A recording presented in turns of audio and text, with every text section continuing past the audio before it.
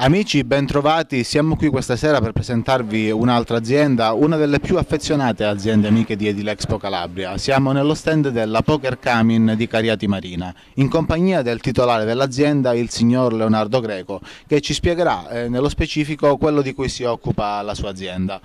Allora, noi ci occupiamo della lavorazione della pietra, del marmo e del granito, però adesso ci siamo dedicati di più alla produzione dei caminetti che ci dà più soddisfazione, perché facciamo dei lavori con dei macchinari particolari e quindi ci